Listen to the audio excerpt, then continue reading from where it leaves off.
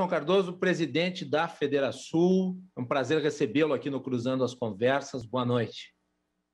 Boa noite, Guilherme. Boa noite a todos que nos assistem. É um grande prazer estar com vocês mais uma vez na RDC TV.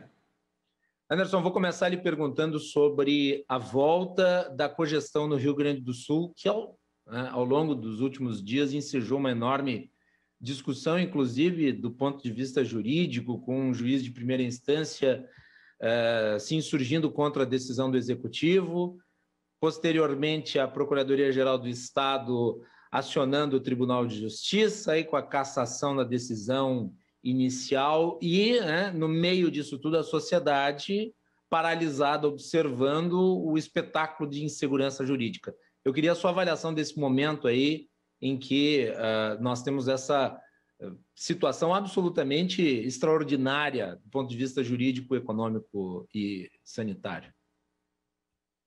Bem importante, não, Guilherme? No próprio sábado, quando soubemos, a decisão no final do dia de sexta-feira, na manhã de sábado, recebemos a decisão, recebemos com muita contrariedade, reconhecemos a autonomia do judiciário e certamente as instâncias superiores têm o poder de reversão dessa decisão, como foi feito já liminarmente agora pelo desembargador Marco Aurélio Reis. E nós acreditamos que essa ação civil pública, movida por uma série de entidades, ela não deve proceder. Os argumentos colocamos em uma nota conjunta das três federações, Federação, Fiergs e Fecomércio, no sentido de que hoje o que mais precisamos é o que tu bem colocaste, estabilidade e segurança jurídica, essa decisão pautada, ao nosso ver, por poucos fundamentos que justificariam uma mudança de uma decisão política tomada pelo Executivo, que é a decisão pautada, inclusive, em opiniões de um comitê de crise, absolutamente multifacetado, com participação de entidades médicas, entidades da sociedade civil, ou seja, uma plúria de manifestações, de posições que foram trazidas ao governador para se chegar a essa conclusão. E também temos que ter serenidade no enfrentamento desses movimentos. Então, de pronto, além de emitir a nota, obviamente manifestando a posição da entidade contrária à decisão que foi tomada, ingressamos na ação, pedimos o ingresso como amicus curiae, que é a figura que pode auxiliar a corte, para aqueles que nos assistem de uma forma mais clara, para trazer elementos, que é o que o juiz de primeiro grau cogitou, que o próprio Estado trouxesse. Nós, como uma entidade empresarial, temos condições, nas três federações, de trazer também esses elementos. Ingressamos Federação e Fecomércio conjuntamente, inclusive na ação em primeiro grau, e vamos fazê-lo também em segundo grau. O objetivo é contribuir com o debate. Muito bem. Eu lhe pergunto, em virtude dessa onda avassaladora de casos que, infelizmente, atingiu o Brasil inteiro, mas o Rio Grande do Sul em especial, o Rio Grande do Sul está com uma quantidade alarmante de mortos aí nos últimos dias, coisa que não se viu nem nos piores momentos da pandemia no ano de 2020. Pegar aqui um dado, o doutor Alexandre Zavascki, que é um dos principais epidemiologistas aqui do Rio Grande do Sul, ele escreveu o seguinte: se o Brasil tivesse a mesma taxa de mortalidade do Rio Grande do Sul, hoje morreriam 5.150 pessoas de Covid por dia, fazendo um cálculo proporcional da nossa população. Teve um dia na semana passada que o Rio Grande do Sul teve 502 óbitos. Convertido para a população de São Paulo, seria equivalente a mais de 2.000 óbitos. Então, especialmente o Rio Grande do Sul foi atingido em virtude dessa nova cepa aí que se disseminou pelo Brasil e, obviamente, com isso você tem um impacto na economia. A situação sanitária se segue o efeito sobre a situação econômica. O Brasil teve uma queda de menos 4% ano passado. O Rio Grande do Sul, o PIB estadual, teve uma queda de menos 7% ano passado.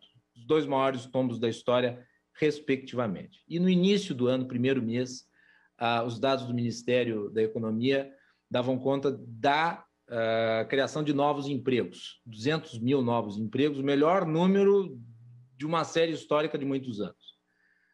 Qual é, na sua avaliação, o impacto que essa nova onda pode ter na economia, partindo do pressuposto de que talvez em janeiro, se isso não tivesse acontecido, nós teríamos um início de recuperação?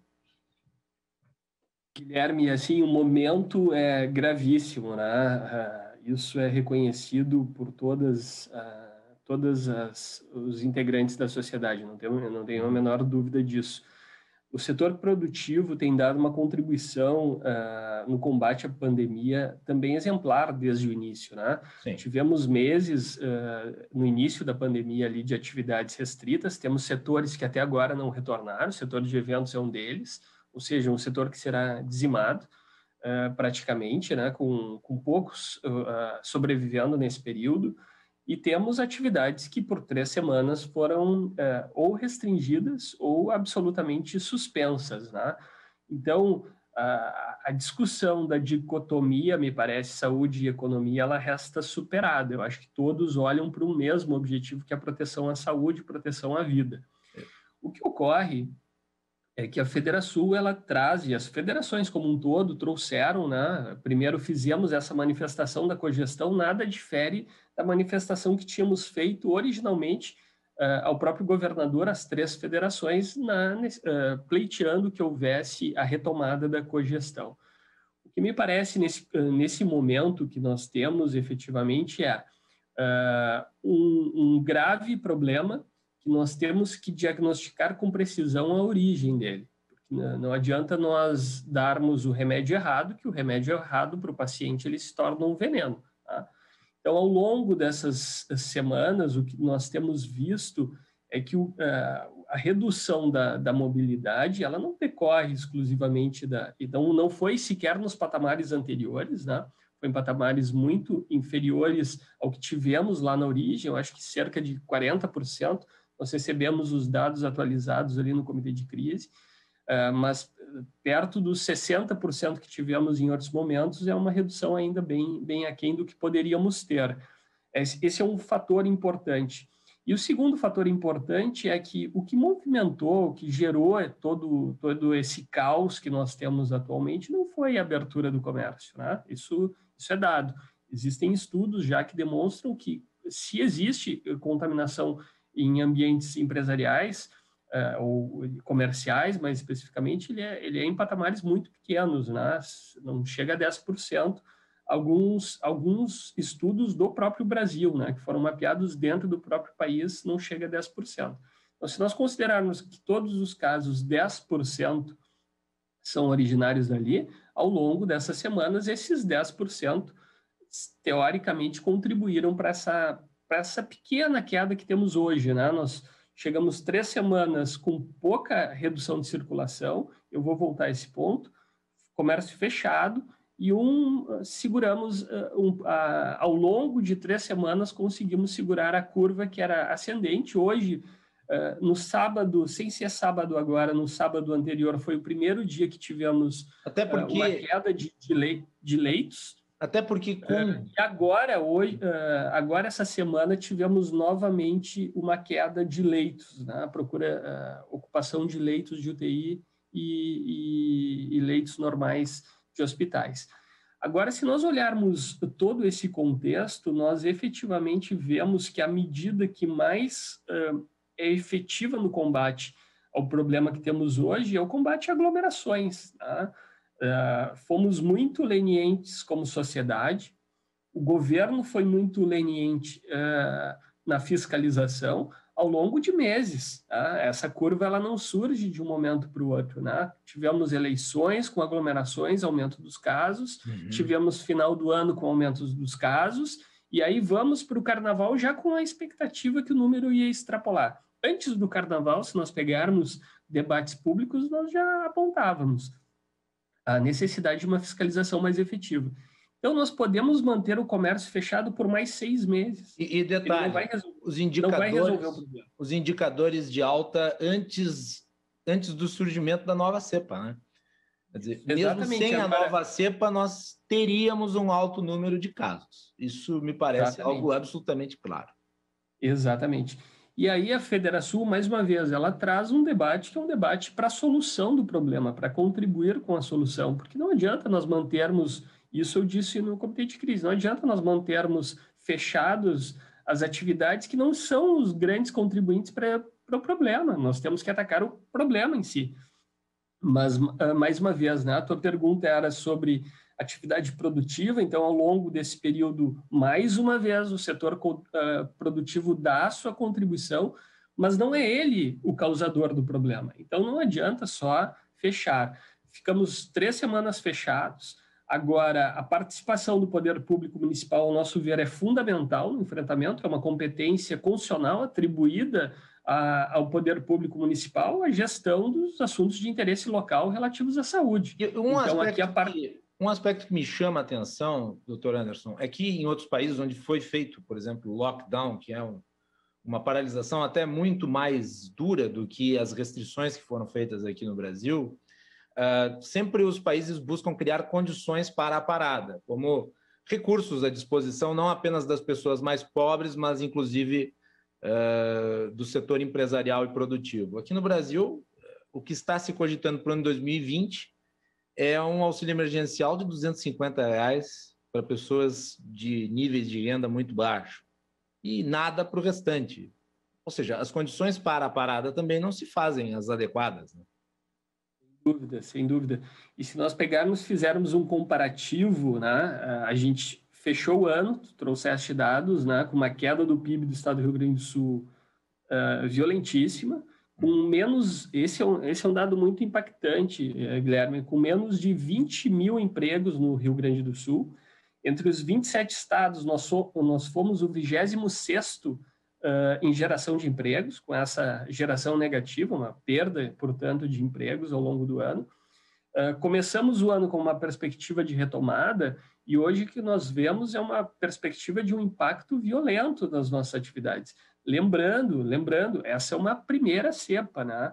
A contaminação em massa, quanto maior a contaminação, maior a chance de uma nova cepa surgir, que ela surge justamente dessa contaminação. Então, ao longo do tempo, a perspectiva... Com a replicação viral, né? Exatamente. O vírus solto, a replicação viral vai gerando mutações. A chance de ter uma mutação, né, que nos prejudique ainda mais é muito maior. Então, a solução, falávamos antes, é efetivamente com a vacina, mas sofreremos muito na economia, os teus dados comprovam isso, eu trago o exemplo do ano passado e faço um paralelo muito simples que todos que estão nos assistindo podem fazer as suas conclusões. O pacote do ano passado do governo federal de auxílio foi mais de 600 bilhões de reais. O auxílio emergencial de agora é de 44 bilhões de reais. Por quê? Porque não, é problema de fôlego do governo federal, né? A gente tem um limite, né? Um espaço orçamentário, já estamos vendo um problema orçamentário no governo federal, temos um problema orçamentário no governo estadual, então as medidas também que temos à disposição, elas se tornam mais escassas.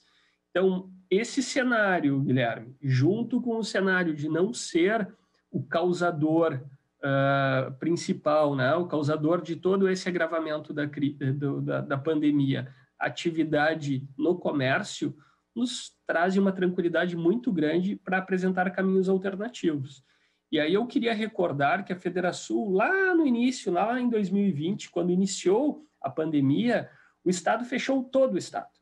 E a Federação foi a primeira entidade a levantar e dizer o seguinte: essa crise não passa rápido, nós precisamos da economia forte. Precisamos combater a disseminação, mas vamos fazer isso onde nós estávamos com 497 municípios fechados, tendo somente em 50 a disseminação do vírus. Quer dizer, mais uma vez, como naquela oportunidade, nós trazemos luz a debates, a alternativas, dizendo o seguinte: se não é o comércio já deu a sua contribuição ao longo de 3 semanas, precisamos retomar, precisamos avançar, porque esse mesmo comércio vai ter que gerar a riqueza ali na frente, tem que desaguar, lembrando que o comércio aponta, né? Se o comércio não vende, não tem demanda para a indústria, se não tem demanda para a indústria, menos postos de trabalho serão gerados, menos recursos circulando na economia. Então é um contexto mais amplo, nós não podemos olhar só para a árvore, né? Temos que preservar a árvore, mas entender de onde vem o vendaval que está tentando derrubá-la. Agora, me parece muito claro também, Anderson, que se nós não avançarmos na imunização, tudo isso que nós estamos discutindo aqui acaba se tornando paliativos, porque a tendência é de um abre e fecha, né? Conforme avança a contaminação, as restrições acabam sendo refeitas. Quer dizer, o que aconteceu no início de 2021 foi resultante do descontrole da contaminação ao longo do final do ano de 2020. Nós tivemos uma pequena redução de número de casos entre setembro e outubro, e a partir dali houve uma liberalização a ponto de se, basicamente, fazer com que nos últimos meses nós tivemos um ambiente até de quase certa normalidade no país, quando não havia. E daí nós tivemos tudo isso que foi relatado agora e as novas restrições com os prejuízos econômicos. Sem imunização, me parece que não há luz no fim do túnel. E no domingo nós tivemos só 84 mil registros de pessoas vacinadas, talvez com uma subnotificação que é normal nos finais de semana, mas muito pouco ainda mais considerando a capacidade do Programa Nacional de Imunização, né? Dúvida, e o grande problema aí é a disponibilidade de vacinas, né, Guilherme? Que o governo federal acena já com um número significativo de compras, aquisições de vacina. Eu tive uma reunião a semana passada com o ministro Paulo Guedes e o presidente da República, uma reunião da nossa confederação, na qual eles participaram, expondo um pouco de todo o programa que tem sido feito, mas, ao nosso ver, muito atrasado, né? Eu acho que o governo federal pecou em termos de planejamento na aquisição da vacina. Hoje a gente tem a possibilidade da aquisição, mas não tem a disponibilização, ou seja, vamos ter essas doses, esses 500 milhões de doses que o governo federal sinaliza somente no segundo semestre. E, efetivamente, nós temos a solução do problema passando pela vacina. Então, a Federação aderiu a um programa levado a cabo por vários empreendedores de destaque aqui do Rio Grande do Sul, o Eduardo, né? Mas a Luiz Helena Trajano, o Eduardo Melzer, a Luiz Helena Trajano, e a Federação aderiu já, Unidos pela Vacina, que visa as ações da Federação, mais especificamente, são diagnosticar ausências de insumos, né, que contribuam com a vacinação junto aos municípios, né, carências dos municípios, e, de outra parte, unir o empresariado que quer doar, quer participar desse projeto. Então, aí a gente contribui também efetivamente, quando tiver as doses, para a aplicação e imunização, porque é somente assim que teremos a saída efetiva desse contexto que nos encontramos hoje. Mas, mais uma vez, até lá nós precisamos ter um plano, tá? E esse plano, ao nosso ver, passa pelo exercício da atividade produtiva, respeitados os protocolos, né? O nosso pleito era de abertura com protocolos, inclusive, mais rígidos. Agora, a cogestão permite isso. Entendemos que o passo dado pelo governo do Estado é salutar e temos que inibir essa discussão política, tirar... é um ato do governador, né, um ato político de exercício da sua competência, que contribui com o exercício da competência do município. Então, o Supremo, inclusive, teve a oportunidade de analisar esse tema logo no início da pandemia e deixou muito claro, né, uma competência concorrente, que se chama, em termos de saúde, onde todos têm que dar a sua contribuição. Então, eximir os municípios dessa participação nos parece equivocado. Uma pergunta relativa a esse período de 3 semanas parado. Dá para contabilizar isso em prejuízos econômicos, Anderson? É cedo ainda, Guilherme, para fazer afirmativas. Nós temos na federação uma capilaridade, né? Uma das principais forças da entidade é a sua capilaridade. Então, o que vemos de relatos até hoje, ao longo dessas 3 semanas, é assustador, né? E é assustador pelo fato que tu bem recordaste há pouco. Os elementos de socorro ao setor produtivo hoje são infinitamente menores do que o ano passado. No ano passado tivemos suspensão de contratos de trabalho, tivemos auxílio emergencial, tivemos Pronamp, uma série de medidas que auxiliaram esse empreendedor que resistiu, né? Porque vimos que os números foram gigantescos em encerramentos de empresas, chegarem em 2021. E no momento que ele chega em 2021 para iniciar o pagamento do Pronamp, por exemplo, ele tem as suas atividades fechadas. O governo do Estado, nós pleiteamos medidas para o governo do Estado, foram muito tímidas ainda, continuaremos pleitearemos junto ao governo federal também, medidas de socorro. Mas se elas não vierem, Guilherme, eu tendo a ver um cenário muito ruim para a nossa economia, obviamente, né? No primeiro trimestre, né? Com uma perspectiva, talvez, de algo melhor no segundo semestre com a vacina. Mas, mais uma vez, sem vacina, nós não sairemos desse quadro, né? A possibilidade de sairmos desse quadro passa pela vacina, especialmente por conta da possibilidade de termos outras variantes pela frente ainda. E só para mais um dado relativo à vacinação, demonstrar como nós estamos atrasados, né? A maior parte das vacinas aplicadas no Brasil são da Coronavac, que era uma vacina que até meados do fim do ano passado encontrava resistência no governo federal para ser incluída no Programa Nacional de Imunização.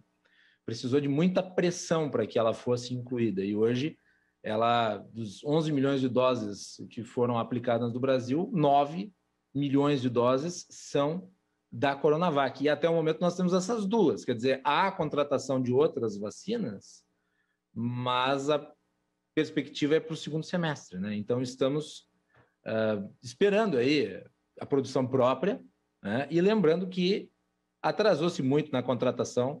Poderíamos ter, por exemplo, as vacinas da Pfizer já em dezembro, né, Anderson? Sem dúvida. O grande problema é o atraso no programa de vacinação do país. E agora, obviamente, com todos os países correndo para aquisição e disponibilização, a produção vai dar preferência àqueles que contrataram primeiro, é natural, né?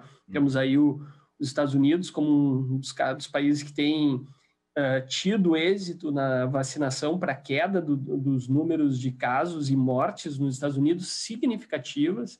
Então, seria muito importante nós termos tido essa agilidade no início da pandemia, que uma pena que não tivemos. Então, agora é trabalharmos com esse cenário, né, de controle.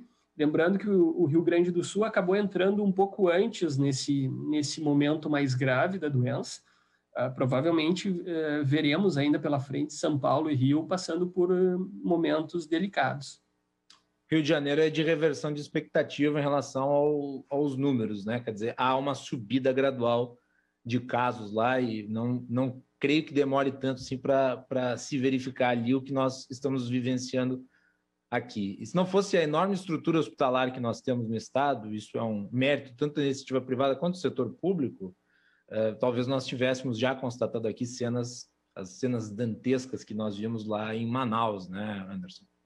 Uma última pergunta diz respeito à agenda de reformas aqui no Estado. Ao mesmo tempo que enfrenta a pandemia com erros e acertos, o governador tem feito várias proposituras ao Legislativo dentro do âmbito das reformas. Recentemente passou na Assembleia o texto da reforma previdenciária dos militares e agora o governador anunciou a intenção de privatizar a Corsan. Como é que você está vendo isso?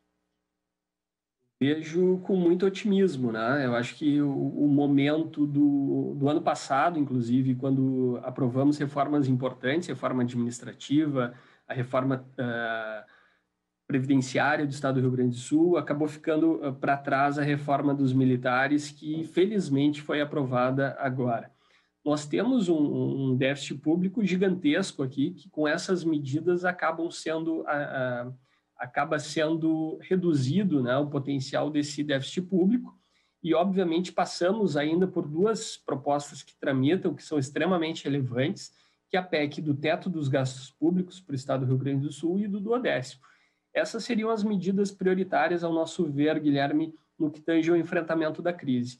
Ao lado disso, é importantíssimo, né, esse debate profundo e não um debate superficial sobre a condição de um Estado como o Estado do Rio Grande do Sul, que tem o seu déficit gigantesco, né, não paga a sua dívida, investir em setores onde há concorrência privada. E aí o exemplo de Corsan, que é uma oportunidade de saneamento, né, um déficit de investimentos gigantescos, O estado do Rio Grande do Sul trata o seu esgoto em torno de 30% só, para vocês terem uma ideia do quão grande é a oportunidade ainda que se tem de ampliação desse universo. Então, investimentos nessa área são essenciais, e aqui nós estamos falando mais uma vez de saúde, né? Saneamento básico, né? E não estamos falando de outros estados, estamos falando do Rio Grande do Sul. Agora, com esses investimentos, uma perspectiva de crescer para em torno de 50%, ou seja, é gigantesca a oportunidade. Nós fizemos na entidade, na Federação, na última quinta-feira, um debate com todos os setores, né? Setor público, privado, o governo do estado, falando sobre as oportunidades, falando sobre o que está ocorrendo neste momento nesse setor, e fica cada vez mais claro, pelo volume de investimentos necessários, Guilherme, que não é o Estado que vai fazer esse investimento, né? Uhum. Precisamos, no mínimo, e o caminho escolhido pelo Estado do Rio Grande do Sul, na abertura de capital, um IPO, para que tragam, então, esses recursos que possibilitem o investimento pelo poder público ou pelo parceiro. Então, vemos com assim, um otimismo muito grande, porque há uma oportunidade, é melhoria de serviço para a população, não é um entendimento que a Corsã não tenha bons profissionais, não, ao contrário, assim como a CE tem excelentes profissionais, que podem prestar um excelente serviço, mas o detentor dessa empresa não tem capacidade de investimento, né? Então, são duas situações que necessariamente tem que ter o aporte do ente privado para que continue, inclusive, mantendo a qualidade dos seus serviços. Da CE é pior ainda, né? Porque nós estamos vendo a queda dos índices levar, inclusive, a possibilidade da perda da outorga, né? Então, assim, da concessão da União, né? Especificamente no serviço de distribuição de energia elétrica. Então, são oportunidades, são assuntos que têm que ser necessariamente endereçados dessa forma, porque não tem alternativa. A alternativa, no caso da CE, é perder a concessão, no caso do saneamento, é continuarmos sem possibilidade de investimento numa área prioritária para o nosso Estado. E aí teríamos tantos outros, né? Perda de mercado, no caso do Banrisul, a dificuldade de investimentos com o ataque de fintechs que temos hoje, Guilherme, é a perspectiva de perda de valor do banco. Então, é um outro debate que tem que ser posto. São mudanças no mercado que necessariamente trazem esse debate, a importância do debate ainda mais, dado o contexto de pandemia, né, de necessário enfrentamento do déficit público estadual, a ausência de socorro federal nos mesmos montantes que tivemos no ano passado, ou seja, é um contexto bem complexo, bem complexo. Ao nosso ver, temos pautas prioritárias no governo federal, reforma administrativa e tributária, reduzir o tamanho do Estado, reduzir o custo desse Estado para a sociedade por meio de tributos. No âmbito estadual, então, essas duas pautas, teto dos gastos públicos, duodécimo, ao lado das privatizações, que, mais uma vez, não é por uma baixa qualidade das empresas públicas, dos prestadores de serviços públicos que estão nessas empresas, mas especialmente pela incapacidade de investimento nessas empresas, que levará, sem dúvida nenhuma, à perda de valor de mercado desses ativos.